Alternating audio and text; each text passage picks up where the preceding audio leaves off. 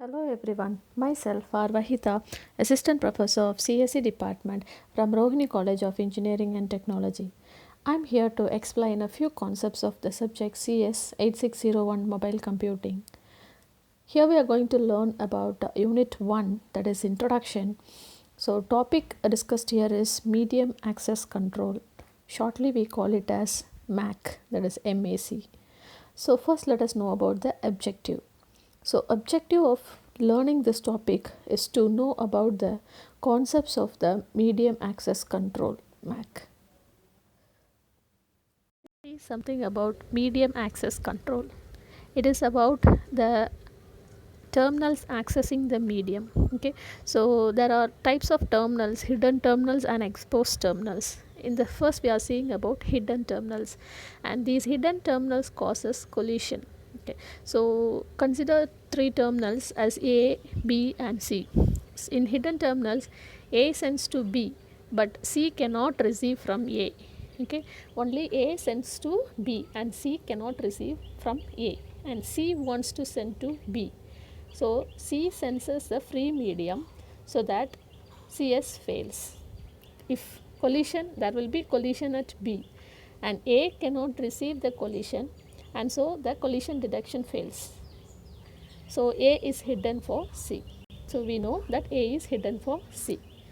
In the case of exposed terminals, it causes unnecessary delay. So consider this example. We have the terminals as A, B and C. So B sends to A and C wants to send to another terminal, not A or B. Except these terminals, C wants to send to another terminal. So C has to wait until the CS signals a medium in use. But B is outside the range of C, therefore waiting is not necessary. So C is exposed to B. So this is the case of exposed terminals. Then we have another type of terminal called as near and far terminals.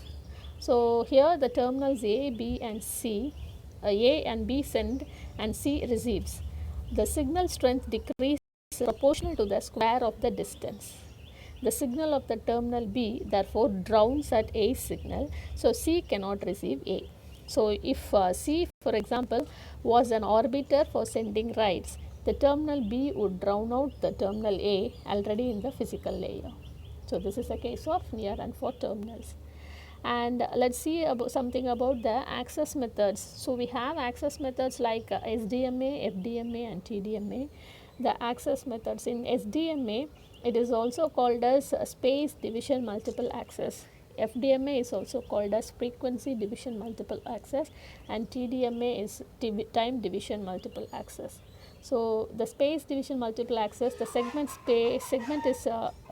is splitted into sectors. They use directed antennas in the cell structure. In FDMA,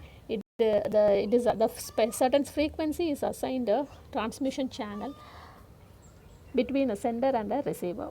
So it is permanent in the case of radio broadcast, slow hopping in the case of GSM, fast hopping in the case of FHSS, that is frequency hopping spread spectrum. Then let's see about time division multiple access. So here it assigns the fixed sending frequency to a transmission channel between a sender and a receiver for a certain amount of time, that is time division multiple access. So here we are going to see it in brief, that is space division multiple access is used for allocating a separated space to the users in wireless networks.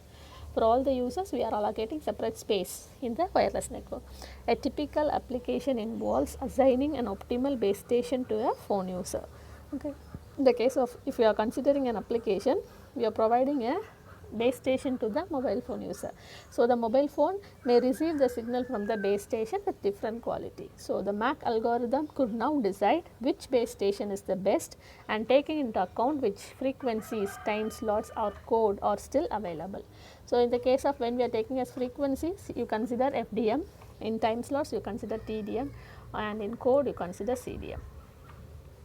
So the basis of the SDMA algorithm is formed by the cells and the sectorized antenna, which constitute the infrastructure implementing the space division multiplexing, that is SDM. So the SDM has the unique advantage of not requiring any multiplexing equipment. It is usually combined with other multiplexing techniques to better utilize the individual physical channels. When we are considering FDMA, that is frequency division multiplexing, describes the schemes to subdivide the frequency dimension into several non-overlapping frequency bands. Okay, the entire frequency bands are divided into non-overlapping frequency bands on the basis of the frequency dimension. So frequency division multiplexers is a method employed to permit several users to transmit simultaneously on one satellite transponder by assigning a specific frequency within the channel to each user. So each conversation gets into its own unique radio channel. The channels are relatively narrow, usually 30 kilohertz or less, and are defined as either transmit or receive signals. So this is a diagram how it is split into based on the frequency. Okay, so C, D, C, F and T. So that is code, time and frequency. A full duplex conversation requires a transmit and receive channel pair. So the FDM is often used for transfer of the simultaneous access to the medium by base station and mobile station in cellular networks, establishing a duplex channel. A scheme called frequency division multiplexing, that is FDD, in which the two directions, the mobile station to base station and vice versa, are now separated using the different frequencies. So this is the diagram for the duplex way of transmission. The two frequencies are known as uplink, that is the uplink is called as the from the transmission through the mobile station to the base station, and from the ground control to the satellite as downlink. So the base station to mobile station, or from satellite to ground control. So the frequency, basic frequency allocation scheme for the GSM is fixed and it's regulated by national authorities. All uplinks used the band between 890.2 and 915 megahertz, and all the downlinks use 935.2 to 960 megahertz. And these are the questions which can be asked related to this topic, and thank you.